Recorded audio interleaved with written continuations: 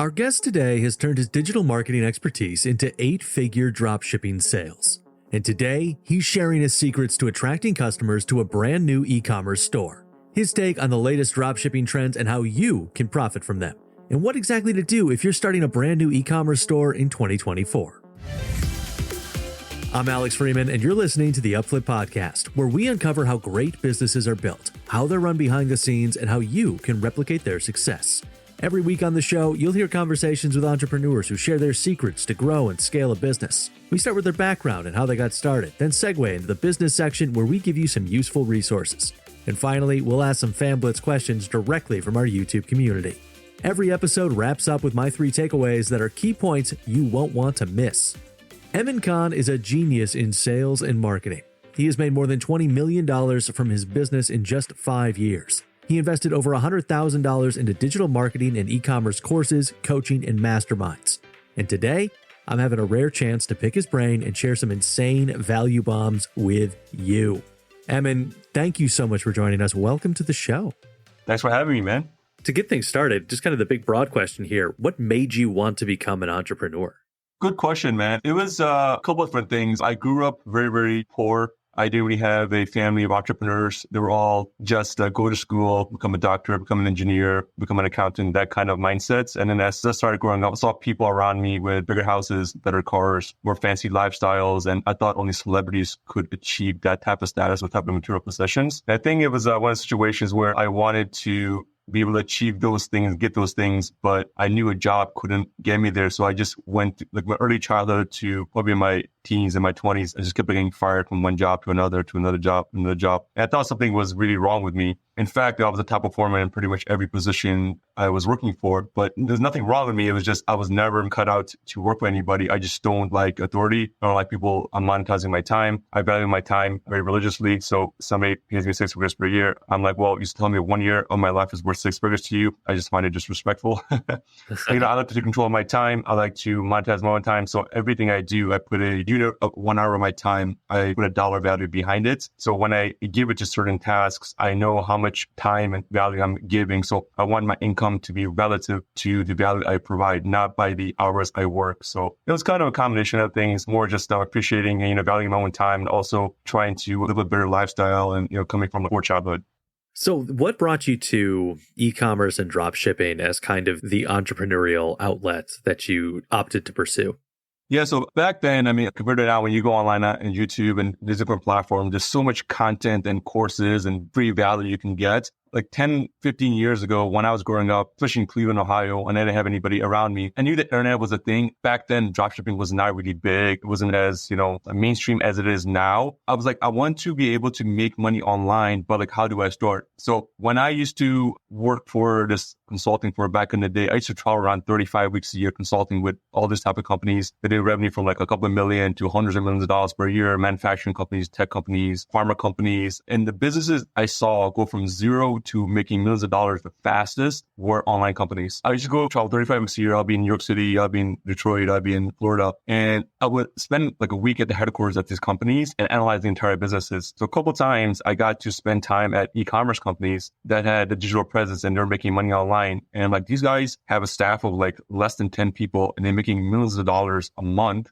And then you have these other companies, the manufacturing company, that have hundreds and hundreds of employees and they're making, millions of dollars by like a 2% margins and just so labor intensive. So a light bulb went off in my head. I'm like, well, if I can do this same thing at a smaller scale by myself and I can learn these online skills, whether it's, learning Facebook ads, Google ads, Snapchat, TikTok, email marketing, and there's so many things you can get into. If I learned these basic fundamental skills, how to market myself online, I knew it was going to be a very valuable skill. It'll pay off in the future. And I saw where a lot of retailers were shutting down, going bankrupt and going out of business. So I just saw this trend and everything's just shifting online. So I think it was a combination of my consulting experience and seeing these online businesses and also just following the market, where the market was headed, and these retailer bankruptcies that kind of led me into the online space. What did that first year look like for you? Like maybe it was more than a year, maybe it was less than a year, but like how long did it take you to kind of say, okay, this is what I'm doing? And then like to get to the point of being able to say, oh, this is actually working. I can now grow this, scale this. I don't have to go find another job that I might get fired from. Yeah, no, good question. When I got started, it was about 8, 9 years ago. My dad, I was living back in Chicago. My dad got diagnosed with ALS disease. It's a pretty horrible disease. There's no cure. There's no cause for it. It's a very rare disease. And at that time, we're working at this firm and they wanted me to travel. Consultants travel 35 weeks a year. And I couldn't travel because my dad's in the hospital. He has this terminal illness. My mom doesn't drive. So that probably was a pivotal point for me where I was working for this firm and I got a call with them like, guys, I can't travel. My dad's in the hospital. He's really sick. And the position really entailed me having to travel a lot and they just weren't understanding. And it was just, they didn't like my tone and some words were said and went back and forth. They basically let me go and they fired me in the worst possible time. And at that time, I was kind of already, learning about the online space a bit. So when this situation happened, I lost my job. I got fired. So now I'm collecting unemployment. My income goes from X to making maybe 30, 40% of the income I was making before. So I'm not barely making ends meet. And I used to literally take my mom and drop her at the hospital where my dad was staying at and go to nearby Starbucks and spend like 10, 15 hours a day at the Starbucks, just learning about online marketing, Shopify, e-commerce, writing Facebook traffic, buying courses, consuming content. Because again, I was saying previously, I wanted my income to be detached from the time I put in, but I knew I had to put in the initial time to learn the basic fundamentals. And I think this is where a lot of people fail because they want to try something, but they expect instant results. But then they go to school for 4 years and, the job's never guaranteed, but then they try a business for 1-2 weeks and they fail or they don't get the result and they quit. So I knew I had to put in the time, whether it was like 1 month, 6 months, or 12 months. And I almost for like 7, 8, 9 months, I was literally going to Starbucks literally every single day, almost every single day, and spending 10, 15 hours a day learning about these online marketing skills until I got to a point where, I was making a decent amount of money. Like the first year I made about 130K and then it kind of following years got better and better and better. But it was just, detaching myself from going to an office. I wanted to have a laptop. I wanted to have a Wi-Fi connection. I wanted to be able to go anywhere in the world and pull out my laptop and just make money. So I think that really kind of excited me, just detaching myself from going to an office and just being like super mobile. How long did it take you to kind of start generating that revenue once you started on the journey? Well, the first year, I made about 130, 140K, but the profitability was very, very low because just like any business, you're learning the ins and outs of the business itself. So you're reinvesting things. So any profits you make, you put it back into the business or you spend money on, like say, coaching and courses. So I was actually a decent amount of debt the first year. 130K, which is pretty good. Take home was like very little. The following year, the first year was learning the fundamentals, but I knew they're going to pay off. The following year, I hit 100K in a month. And then we had like a team with myself, like a couple of other like virtual assistants. And then the following year, we hit $1 million per month. The only difference was learning information, putting systems in place, getting a team together, going out to China, spending a lot of time there, understanding the full scale of the business. It's not just like throwing up some ads and making some sales. There's a lot of data and strategy and creativity that goes behind it. I think that's a lot of people fails because number one, they expect instant, fast results. As fast as money comes, it goes really fast too. But if you sit there and learn the fundamentals and you're okay with being a flatline, right? You're basically making no money and then you understand the fundamentals of the business. What's going to happen is if you put in enough hours into that business or whatever you're trying to learn, after a certain period of time, it's going to shoot up like a hockey stick. It always does. If you put in enough time to something and you master it, it will shoot up like a hockey stick. And that's literally what happened with me. I put in my time. It was a very tough time too. I was going through a lot of depression, anxiety. My dad's lying at the hospital and, a loss of income. So I was going through a lot. And for me to be able to push through that, I can look back and like, wow, I'm so happy I went through that route and through those trials and tribulations, I was able to push forward and, achieve what I was able to achieve. Are you looking to learn from real-life inspirational e-commerce success stories? Then you should be adding the E-commerce Master Plan podcast to your must-listen list. Each week, they release a new episode interviewing an e-commerce founder or getting all masterclassy with an e-commerce expert. And right now, there are over 450 episodes in the back catalog for you to dive into. Get your e-commerce fill now. Listen to the E-commerce Master Plan podcast. Listeners, welcome to the UpFlip business section. One big trend that we're seeing in dropshipping right now is TikTok dropshipping. We talked to Stone Ross, who's one of the early leaders in that space. You can hear his advice for how to get started with TikTok dropshipping in episode 106 of the UpFlip podcast. Back to the conversation with Emmon. How have things shifted in e-commerce and dropshipping from when you started? So if one of our listeners is saying, hey, I want to get into this, I want to put in my time, I want to growth like a hockey stick, how is their experience going to be different from yours if they started today?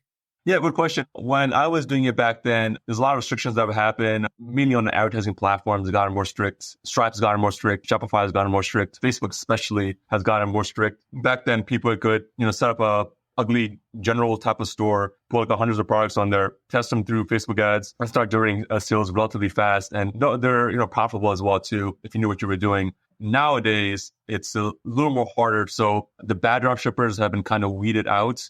The bad e-commerce people have been weeded out. So you have to spend more time on, essentially, you can drop ship, but it has to be more on a branded site. So it doesn't look like you're drop shipping, but in the back end, you could be drop shipping, but you have to be able to take like a product or, a couple of products in a specific niche and put it in a nicely designed, well-branded store. It looks like you actually have a legitimate brand, and then also be able to, properly test the products with Facebook ads. A lot of people, I think, like even at the gym I go to, I literally every single week, I probably have like 2, 3, 4 people come up to me like, yeah, I saw your podcast online, I saw a YouTube video, or I saw you do this or whatever. And like, how do you get these sales? And they're asking me about all these crazy strategies of learning from other groups or other Discord groups. And I asked them, like, what are you learning? Like, well, this guy had this Facebook strategy. This guy had this Facebook strategy. I'm like, well, if you understand the basic fundamentals of advertising and paid media and how e-commerce really works, if you have a good offer and an offer resonates with the audience and the pricing is good and the landing page is good and your creatives are good, if you have these basic elements, there's no crazy strategies you need in terms of advertising to get sales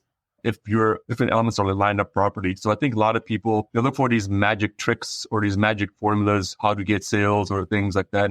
They'll take like a dozen products and they'll test, one product like $5, $10, $15, another product $5, $15. To go from one product to another product, when you can actually take one product and you just focus on that one product and just go dig deep and just build a whole brand around that one product. This is the new age dropshipping, where you're essentially taking one product and you're building a whole brand around that one product and you're scaling that up to like millions of dollars. So I think people need to stop focusing on, hey, let's just test 10, 15, 30, 40, 50 products. And then, some of these younger kids don't have the budget to test any products. They're just blowing through their budget and they're barely making any income either and looking for these crazy strategies. But I would say take 1 or 2 products, find a need in the market and brand that product really, really well. Set up a nice store and learn traffic and scale that out. How do you go find that product? Number 1 is your own kind of self-interest. And number 2 is looking at the market and what the market demands. If you look at things in the markets that are like recession-proof, right? Whether COVID was happening, whether recession is happening, there's certain things in the market people will always need. For example, cosmetics. Cosmetics is something, women will always use cosmetics no matter what. Beauty is something that's always going to be there. They want to take care of themselves. They want to look well. They'll always need cosmetic diapers, baby products, toys, things like that. There's a lot of interesting things that are always going to be booming that people always need. Now, if you take that product and you create a little brand around it, will it be profitable from day one? Maybe not, probably not. Especially let's say you're a cosmetics brand when you have thousands of cosmetics brands also competing to win the attention of that same audience that you're trying to advertise to. Like I have friends that made millions of dollars for cosmetic products for like one product, for example. It's you spend time building out the funnel, building out the back end, building out the creatives, getting influencers. Like instead of, you going out and spending a tons of money of like getting hundreds of thousands of products and testing those products, take 1 or 2, 3 products and just focus on testing those. And you can test them at very low budgets, right? You can do organic marketing and there's also like paid media marketing too. There's also spy tools as well. There's one called Minia, for example, where you can go in and see which products are kind of trending. And you can take a product and test it in a very low budget via drop shipping. And if the product does well on drop shipping, then you can take that same product, private label it, package it, and kind of turn it into like a more of a branded product that you can, build a whole like brand around. But yeah, spy tools are good. Looking at marketing needs. I really honestly think you can literally take and build a brand out of thing. You look at like, for example, water, right? Which is the most basic thing. Water is a very commoditized product. Water, go to a store, costs 50 cents, $1. But if you take that same bottle of water and you add some ingredients to it and you're like, well, this water has these 10 health benefits. Can you help you do this? So now the perceived value of that water is going to go up in your head because you know that it has this other additional health benefits versus you marketing that water as just water. So I think it's just taking a product and showing people the perceived value of that product versus like your competitors. Prime, for example, does something very similar right now. I mean, Prime has a deal with the UFC and tons of other like influencers, and they've blown up to like $200 million in sales because it took something like Gatorade was already doing and they just blew it up to the next level. And plus, obviously, they have some major influencers behind it too. But again, yeah, it's taking some simple products and, showing people, hey, even though there's competitors in this space, we have, these other kind of unique value added benefits that nobody else has, and just kind of sticking to those points. Yeah, I think that's a really interesting point, especially like thinking like the water example is really powerful, right? That you think about like Liquid Death, there's a lot of water brands that have accomplished that where what they're marketing is water. They've just found a really interesting way to do it. Dropshipping is also one of those things that is often billed online as you can start making money without putting any money in. Like, how true is that online trope that dropshipping is something somebody can get into for no money? Or is there an expected investment that somebody should be anticipating making if they're going to get into dropshipping? I think that's a fallacy. Some of these online kind of gurus, some of these ads you see like pop up in those courses, right? Start dropshipping with no money. It is a bit of like a kind of clickbait title. That's not true at all. Dropshipping does take money just like any other business. I don't think the capital requirements as high, compared to, let's say, you opening up like a brick and mortar retail store where you have to worry about the rent and overhead and employees and all these additional expenses. And then especially the first couple of months, you're making no money, you're setting all that stuff up. Dropshipping for sure, I think it's a more like leaner model because you're not investing a lot into inventory. I think that's why it's attractive to a lot of people. Let's say you're building a brand and you go to China, you take their product and your minimum order quantity MOQs are going to be like, 1,000 units, 5,000 units. Nobody starting out is going to be able to afford that. And it's too much of a higher risk. So dropshipping, I think the catch is like, hey, you can literally have no investment in terms of the product side. But on the advertising side, with like, for example, like, let's say you rank Facebook ads, which is 90% of our traffic, Facebook and TikTok and Snapchat and a couple of the platforms. You do need to have money to test products. And, if a product doesn't do well, then it's like, well,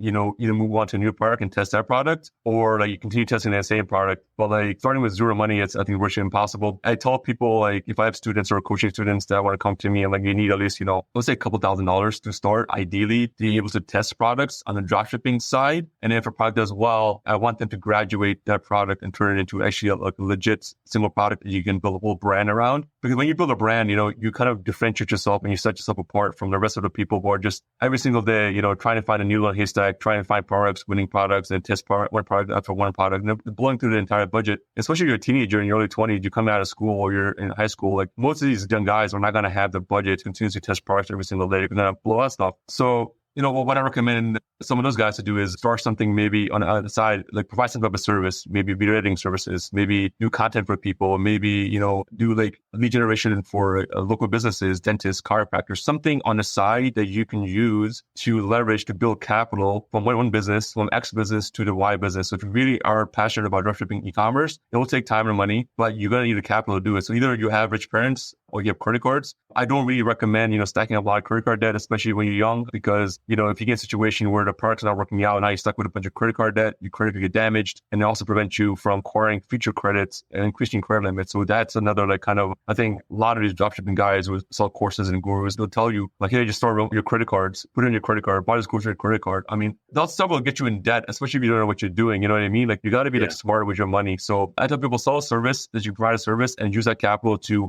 fund your e-commerce business. This is going to bring us to a section of the show that we call our Fan Blitz questions. These questions come from our YouTube community. Listeners, you can head over to youtube.com/UpFlip and pose questions to future podcast guests. Emmon, are you ready for these from the listeners? Let's do it. All right. First one here from Bobney D. Balek 7168. Do you feel that dropshipping is on the decline, and what's the next wave of e-commerce going to look like? Dropshipping as a business will never die, because if you understand dropshipping as a business model, dropshipping is literally the arbitrage without you owning the asset, right? If you look at a real estate agent, for example, a real estate agent goes to and shows properties and doesn't actually own the property, right? He's essentially dropshipping the property because he has a buyer on one side and a seller on the other side. So he's literally showing the property and trying to sell it on behalf of the seller. So dropshipping in terms of like e-commerce, it's never ever going to die. I think it's just evolving where you have to take products with dropshipping and then take winners and actually turn them into brands. And then your ultimate goal is, number one is like for sure cash flows, but number two is like you want to be able to have an exit plan where you build up the brand and you can sell it to another company or a private equity firm or a venture capital firm and acquire the company, and you can cash out, and then you take that cash and you can put it into other investments, real estate portfolio, and other things as well. So yeah, the dropshipping model is not going to die. It's here to stay. It's just, I think, evolving. I think the advertising has become a little more tougher if anything else, because now people who are advertising products have to become better marketers in trying to grab the attention of the same people, because the cost of Facebook ads has definitely gone up over the last couple of years since when I started. This next question kind of piggybacks off the back of that from Brodian4543. What are those best ways to get customers? And is there a rule of thumb for how much you should be spending on advertising? What I do is there's different ways to do it, right? If you look at crafting an offer, right? What I focus a lot now on these days is we take a product and sometimes we'll have our loss leader. So the front end of a product, sometimes we'll break even sometimes take losses. And a lot of people want to make sales profits up front. So you can run ads. Two things will happen. Either you're making profits up front, you're breaking even, or you're making a loss. So if somebody's breaking even or making a loss, what a lot of people will do starting out, they'll cut the product. Well, it's not making profits from day one. I'm just going to cut the product. But what you have to do is think of it in terms of like a sales funnel and LTV. So if the first product you're selling is breaking even or is a loss leader, it's completely okay. I will have a funnel built out in the back end, like 2, 3, 4 upsells where all my profits will come from. So it's okay to lose money as long as I acquire the customer in the front end. Because let's say you're selling a product for, I don't know, $50, but your cost of acquisition is going to be $60, $70 because maybe the audience you're advertising to is very expensive. It's okay as long as you acquire the customer, but you have a strong back end built out with a bunch of upsells and downsells. You acquire a customer and they're being offered an upsell and downsell. I will make all my profits in the back end and still be profitable. And I'm okay losing money in the front end. This one from Betsy Lang 9607, who says, I know nothing about this and I would have no idea how to start. Is it very complicated?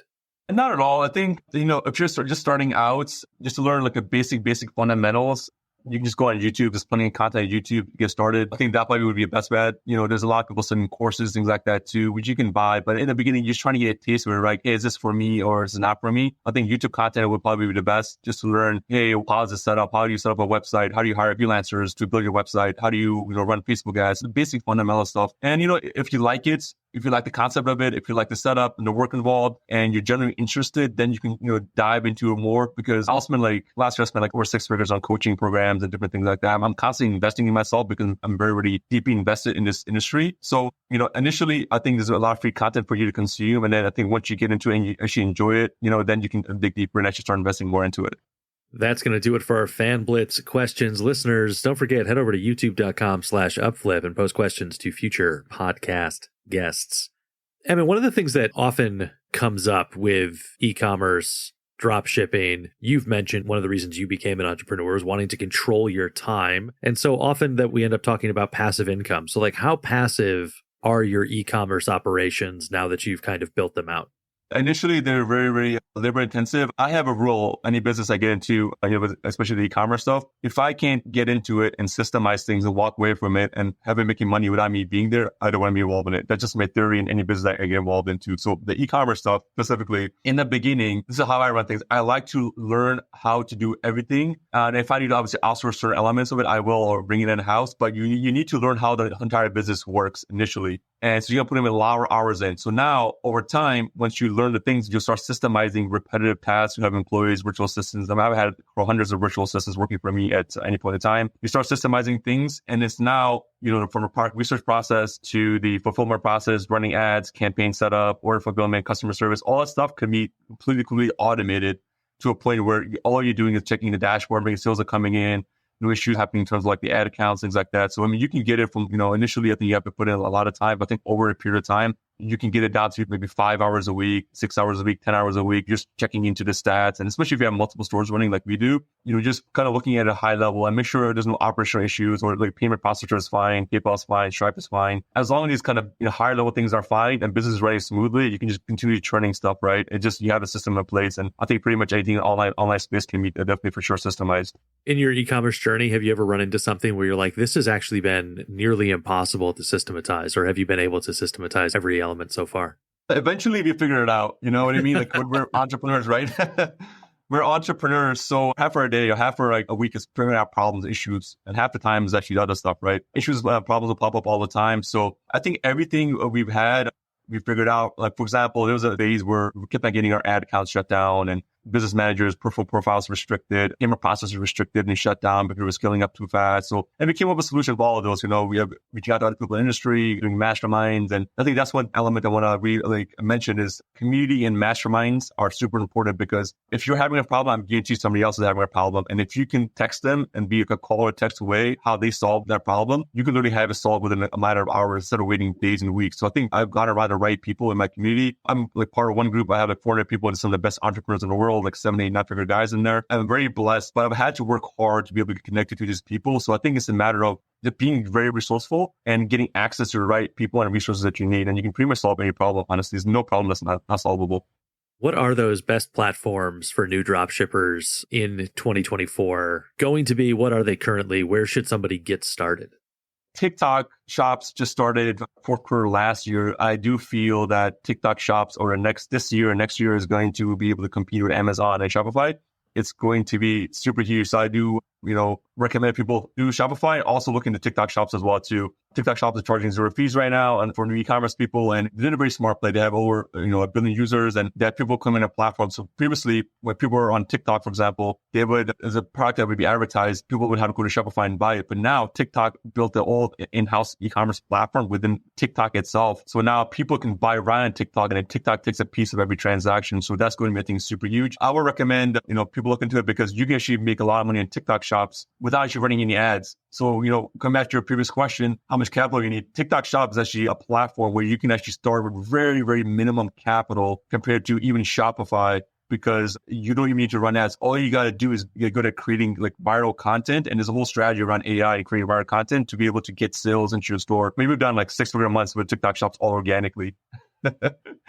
It's pretty insane, yeah. So, but yeah, again, like Mini, I mentioned, is a good spy tool for you to help like find like winning products. It's a pretty popular tool. There's tons of other ones. There's like Ad Sector, there's Power Ad Spy, there's tons of other spy tools as well you can link to. But I think Mini, in terms of like e-commerce, is a very good one.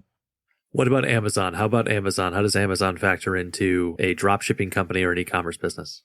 We have an Amazon automation service as well too. Amazon, you're not allowed to dropship on Amazon. It's actually against their policies and procedures. If you dropship on Amazon and you go on Amazon, you list dozens of products, which I've seen people do. There's companies out there that do that. And it's like easy, fast sales. But the problem is Amazon requires you to have authorization from the brand itself to be able to sell their products. So if you list hundreds of products and they try to dropship on that, you don't have authorization for even one product, they'll shut down your store and put your funds in a reserve. So I do not recommend dropshipping on Amazon at all. If you go to an Amazon model, do the FBA where you're doing private label or you're doing wholesale model, which is what we do. We do the wholesale model. We have contracts with the wholesalers, branded products, and we'll resell their products on Amazon stores for our clients. And it's a very, very clean cut way, but you got to stay by their policies and procedures because they're actually even more restrictive than Shopify and some of these other platforms. Yeah, so I do not recommend dropshipping on Amazon. Just a private label or like wholesale on Amazon. Otherwise, they'll shut you down.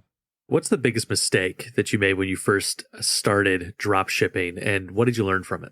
The biggest mistake, initially, some of the courses I was taking, sometimes there's a saying, the blind leading the blind. There's a saying around that. When you listen to the wrong people giving the wrong information about the type of things that you do, and like some guy will make $1,000 on a store and like all of a sudden will create a course and start selling the course. And you have to be very, very careful who you trust out there in the space because some of these people don't have the credibility to be able to give you the right information. And then you start following them, consuming the information they have. And then they kind of lead you to the wrong path. I had situations where that's exactly what happened to me. I invested in some courses and things like that too. And it wasn't the good information and I learned some wrong tactics. So I had to go back and get into some higher level groups and kind of unwire my brain to think like that because I just got wired to think a certain way. I thought this is how it was supposed to be, or this how to run let's say Facebook strategies or how to set up campaigns. And it was the completely wrong way. So I think unwiring yourself and making sure the person that you're listening to is credible and already has success and they can show you the success, and listening to those type of people, I think would be, a mistake and also like a solution as well too. So just following the right people and, also not listening to your friends and family.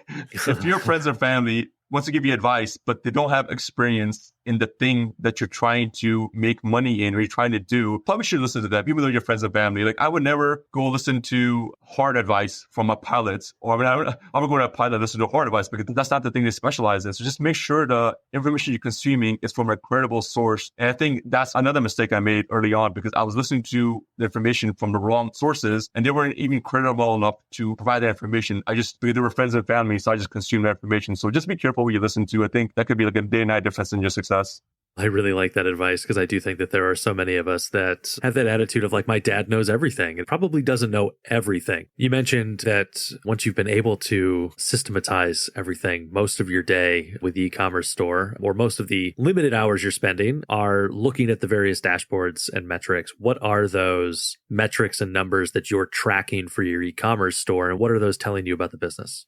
I have an accounting finance background. Well, I think a lot of the dropshippers, e-commerce people I believe had a similar background I do. I have an 8-9 year accounting finance. I used to be a CPA in my early career too. So I'm a very, very numbers and data oriented person. I make all my decisions based off of numbers. At the end of the day, marketing, paid media buying, it's all based off numbers and data. So if the numbers don't make sense and if they're not jiving, I make all my decisions based off data. Marketing is numbers. So when I look at a business, I look at my e-commerce or a dashboard, the high level stuff, right? You have your revenue, you have your COGS, you have your gross margins, then you have your variable costs, which are all your salaries, expenses, things like that. And then you have your net profit after that. So on dropshipping in general, unless you're doing like a brand, margins traditionally are going to be anywhere between 15 to 25, 23 kind of percent. But we make up a lot of that in terms of volume because the amount of volume we're doing, I'm okay with taking 15% because we do such large volume. 15% on $100 is nothing, right? But 15% on $1 million, a couple $1 million is actually a lot of money, adds up. So high level, just the revenue, COGS, profitability. Now in terms of the paid media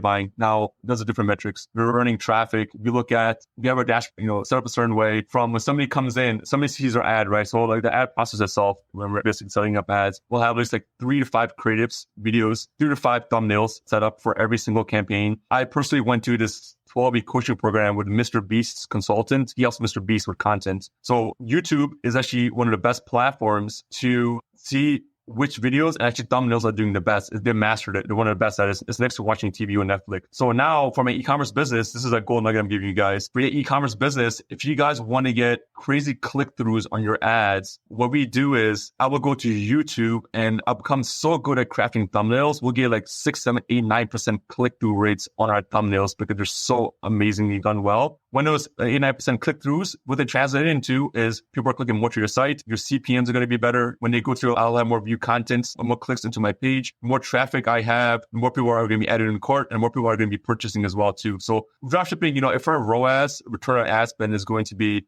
even 1.7 to, right, 1.82, I will take that compared to, let's say, 3, 4, 5, because 1.7, 1.8 ads ROAS on millions of dollars is actually a lot of money when you do the math, right? So again, from a financial perspective and a media buyer perspective, we have different metrics we look at, but pop into a dashboard, we'll look at the high level profitability and the net profits and gross margins. And then on a media buying level, make sure, the media buying metrics are making sense as well.